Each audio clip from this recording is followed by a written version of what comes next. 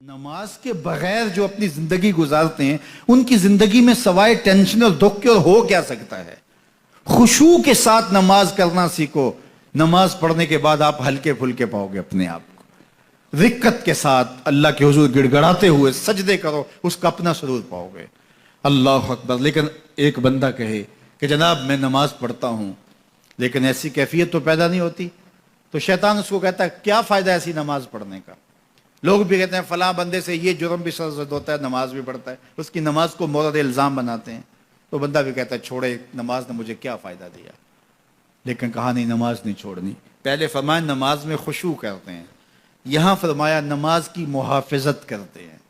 اگر کسی وجہ سے خشوع پیدا نہیں ہوتا چھوڑتے پھر بھی نہیں ہے. یہ اللہ کا فریضہ ہے. محدث کچھوچوی علیہ رحمہ سے ان کے ایک مرید نے کہا حضرت نماز پڑھتا ہوں لطف نہیں آتا, مزہ نہیں آتا. تو آپ نے حیرت سے کہا کہ اس کے باوجود پڑھتے تو ہو؟ کہا جی وہ تو اللہ کا حکم ہے, وہ تو پڑھتا ہوں. تو محدث کچھوچوی علیہ رحمہ جھومنے لگے, کہا واہ واہ, تم لطف کے بندے نہیں اللہ کے بندے ہو. تمہیں سرور نہیں آتا پھر بھی پڑھتے ہو, اس کا مطلب ہے تم سرور کے لیے, مزے کے لیے, لطف کے لیے نہیں پڑھتے, تم تو اللہ کے لیے پڑھتے ہو.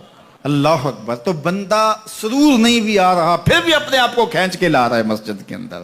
خیال تنگ کر رہے ہیں پھر بھی مصلی پہ اپنے آپ کو کھڑا کر رہا ہے. سوچیں اس کو آوارہ پتے کی طرح کبھی ادھر پھینکتی ہیں کبھی ادھر پھینکتی ہیں, لیکن پھر بھی وہ کھڑا ہوا ہے کہ میں نماز پوری کر کے جانی ہے. بار بار کبھی بھولتا ہے لیکن پھر دوبارہ نیت مان کے کھڑا ہو جاتا ہے, نہیں میں پوری کر کے جانی ہے. یہ کیوں کرتا ہے؟ میرے اللہ کا حکم ہے. تو خشوع کی وہ کیفیت نہ بھی ہو تو کہا محافظت پھر بھی کرتے ہیں. یہ خوش نصیب لوگ ہیں. اولئک هم الوارثون, یہ لوگ وارث ہیں. یہ لوگ جن میں یہ خوبی ہیں یہ وارث ہیں. کس چیز کے وارث ہیں؟ مال کے, دولت کے, کوٹھیوں کے, کاروں کے, محلات کے. کہا الذین یرثون الفردوس, یہ جنت الفردوس کے وارث. ہم فیہا خالدون, اس جنت سے وہ کبھی الگ بھی اس میں ہمیشہ رہیں گے. چونکہ موت کو بھی موت آ چکے گی, اب موت بھی نہیں, اب ہمیشہ رہیں گے. اللہ تعالیٰ فرمائے گا اَرَضِیتُم, جنتیوں کیا راضی ہو؟ اہل جنت کیا تم راضی ہو؟ تو وہ کہیں گے ہمیں کیا ہوا کہ ہم راضی نہ ہوں, ہمیں تو وہ ملا جس کا ہمیں تصور بھی نہیں تھا. ہمیں جنت مل گئی, محلات و قصور مل گئے. جو سب سے آخر میں جنت میں جائے گا, سب سے آخر میں, جس کو ہماری پنجابی میں پھاڑا کہتے ہیں, سب سے آخر میں, اس کو جنت میں کتنی جگہ ملے گی؟ جو بندہ سب سے آخر میں آتا اس کو دھوپ میں جگہ ملتی ہے, جو اس سے تھوڑا سا پہلے آگا اس کو برآمدے میں ملی, جو اس سے پہلے آیا اس کو اندر جگہ ملی. ایسے ہی ہوتا ہے. تو جو سب سے آخر میں جائے گا جنت میں تو وہ سب سے بڑا گناہگار ہوگا, اور جہنم کے رگڑے سہ سہ کے وہ جہنم سے نکلے گا سب سے آخر میں. بخاری شریف میں تذکرہ موجود ہے. اللہ کے حضور حاضر ہوگا اور اللہ اس بندے کو کہے گا بتا کیا چاہیے؟ وہ کہے گا مالک مجھے یہ چاہیے. اللہ فرمائے گا لکا ما تمنیت, جو تو نے آرزو کی جا سب کچھ میں نے تیری جھولی میں ڈال دیا, اب جنت میں چلا جا. اب اس کو تو یہ ہوگا سایہ دیوار میں جگہ مل جائے تو غنیمت ہے, جنت کے کسی درخت کے نیچے جھونپڑا لگا لوں تو کافی ہے, چلو کوئی 2 مرلے کا 3 مرلے کا کٹھیا بھی مل جائے تو کافی ہے. اس کے لیے تو اتنا ہی کافی کہ جہنم سے نکل گیا. لیکن اس کو کہا جائے گا جا جنت میں چلا جا, اور تیرے لیے جنت میں دنیا سے 10 گنا جگہ ہے. دنیا سے, بخاری کی روایت, 10 گنا جگہ. یہ 7 بر اعظم پہ پھیلا ہوا جہاں, اور اس کو 10 سے ضرب دے, اتنی جگہ اس کی ہے جو سب سے آخر میں جائے گا. جب اللہ یہ فرمائے گا تو وہ کہے گا اتسخر وانت الملک, میرے رب تو مجھے رب ہو کے مذاق کر رہا ہے, مالک ہو کے مجھ سے مذاق کر رہا ہے, بادشاہ ہو کے مجھ سے مذاق کر رہا ہے. اس کو لگے گا ہی نہیں کہ مجھ کو, میں ساری زندگی پاپ کرنے والا لیکن ایمان کا چراغاں تو اندر تھا. اللہ اکبر. آج نکلے گا تو جنت میں سب سے آخر جانے والے شخص کو کتنی جگہ ملے گی؟ دنیا سے 10 گنا جگہ دنیا سے سب سے آخری شخص کو, پھاٹے شخص کو ملے گی. پھر بلال حبشی کی جاگیروں کا عالم کیا ہوگا؟ ابو بکر و عمر کی جاگیروں کا عالم کیا ہوگا؟ بابا فرید گنج شکر, داتا گنج بخش علی اجویری, شیخ احمد مجدد الف ثانی کی جاگیروں کا عالم کیا ہوگا؟ مالک کے حضور جب بندہ عزت سے سر جھکا دیتا ہے اللہ کی رحمتیں بندے پہ نازل ہوتی ہے. ایک روایت میں آتا ہے جب بندہ نماز کے لیے کھڑا ہوتا ہے, ابھی اس نے سجدے میں جانا ہوتا ہے, ابھی وہ قیام ہی کرتا ہے, اللہ فرماتا ہے میرے بندے کے گناہ جو ہیں اس کے بدن سے نکال کے ایک سمت کر دو تاکہ میرا بندہ اس حالت کے اندر میرے حضور حاضر ہو کہ وہ گناہوں سے پاک اور صاف ہو۔ حضرت نبی رحمت صلی اللہ علیہ وآلہ وسلم فرماتے ہیں کہ پھر اس کے سارے گناہ اس کے بدن سے اتار کے ایک سمت رکھ دی جائے اور بندہ مصلی پہ سبحان ربی العالی کے نغمے الاپتا ہے، رکوع کرتا ہے، سجدے کرتا ہے۔ جب سلام پھیر کے نماز ختم کر کے دعا کر کے جانے لگتا ہے تو فرشتے عرض کرتے ہیں مالک یہ جو گناہ اتار کے ایک سائڈ پہ رکھے تھے یہ دوبارہ اس کو دے دیں۔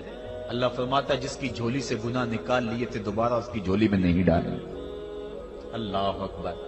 اور ایک روایت کے لفظ ہیں کہ جب بندہ نماز کے لیے کھڑا ہوتا ہے اس کے کندھوں کے اوپر سارے گناہ آ جاتے ہیں اور اس کے سر کے اوپر گناہ آ جاتے ہیں۔ جب رکوع میں جاتا ہے تو کندھوں والے گناہ گر جاتے ہیں اور جب بندہ سجدے میں سر رکھتا ہے تو اللہ تعالیٰ اس کے سارے گناہوں کو ختم کر دیتا ہے اور وہ بالکل پاک ہو جاتا ہے۔ حضرت سلیمان فارسی ایک دن ایک درخت کے نیچے کھڑے تھے، آپ نے درخت کی شاخ کو پکڑ کے جنبش دی، حرکت دی، موسم خزاں تھا، درخت کی شاخ کے سارے زرد پتے گر گئے۔ ایک صحابی پاس کھڑے تھے، انہیں پوچھنے لگے عثمان تو نے مجھے پوچھا نہیں کہ میں نے درخت کی شاخ کو یوں ہلایا کیوں ہے؟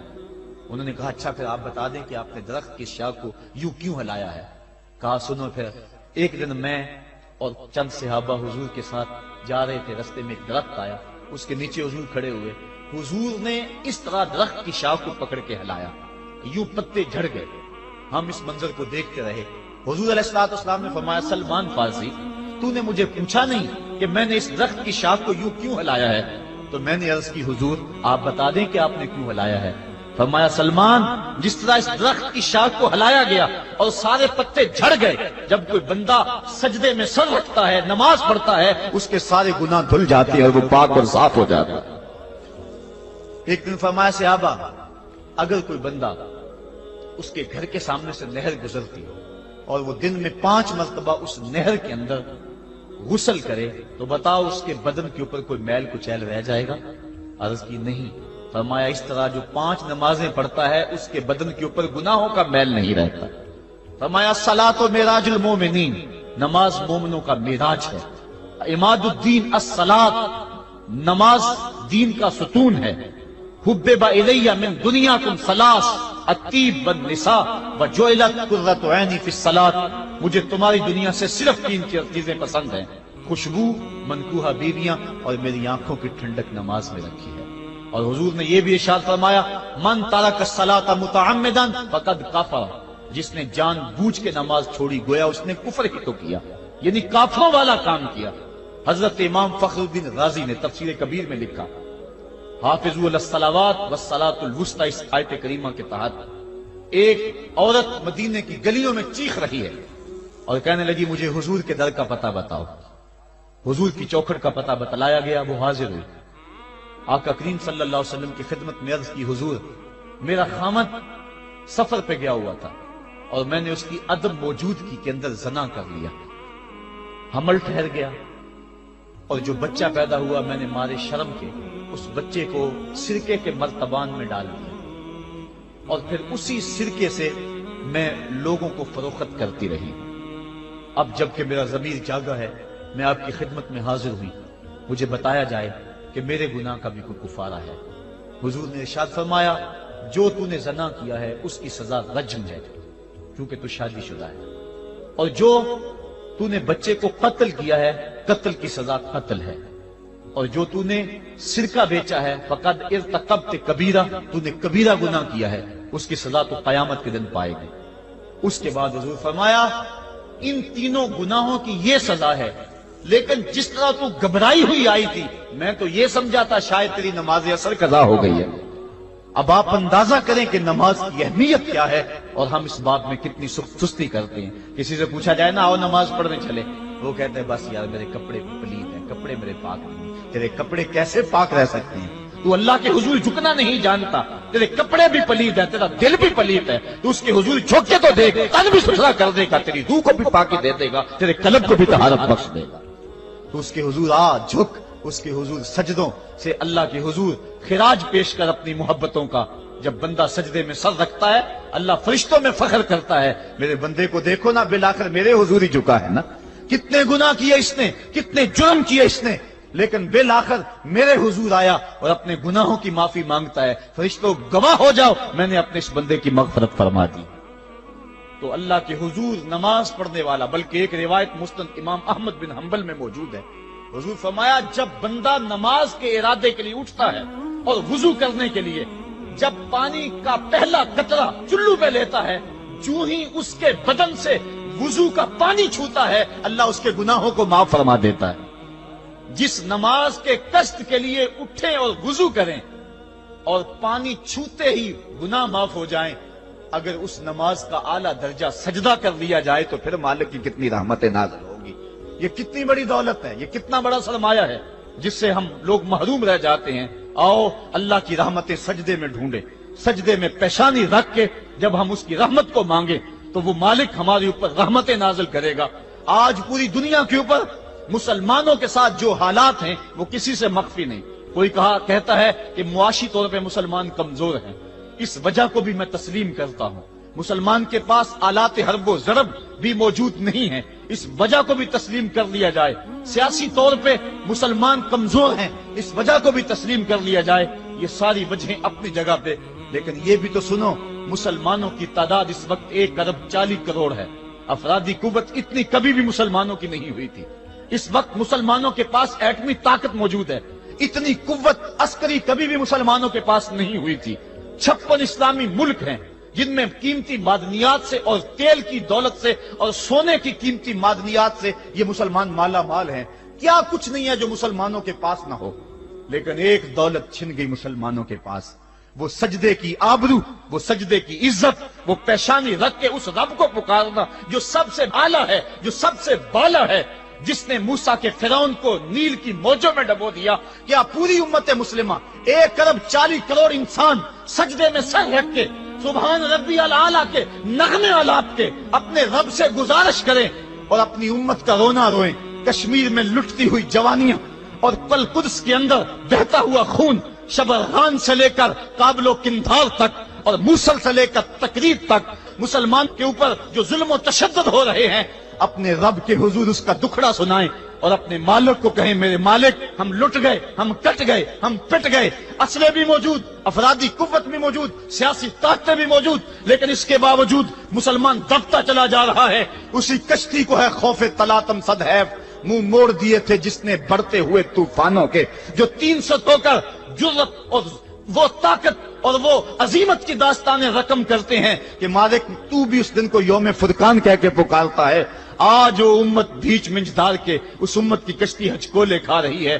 ہماری فریاد، ہمارا استغاثہ تیرے سے ہے، میرے مالک ہمارا کھویا ہوا وقار بحال کر دے اور اس امت کو اس مرتبہ کمال تک پہنچا دے جس مرتبہ کمال تک یہ امت پہلے پہنچی تھی، اور ان کا کھویا ہوا وقار بحال کر دیا جائے۔ آج بھی ہم اگر سجدوں سے اپنے رب کو منا لیں اور وہ روٹھا ہوا رب آج بھی ہماری مدد کے لیے آ جائے تو پھر کوئی قوت، کوئی طاقت ہمیں نہیں لتاڑ سکتی۔ آئیے ہم سجدے سے اپنے مالک، اپنے خالق اور اپنے رازق کے حضور اپنی محبتوں اور اپنی الفتوں کا خراج پیش کریں۔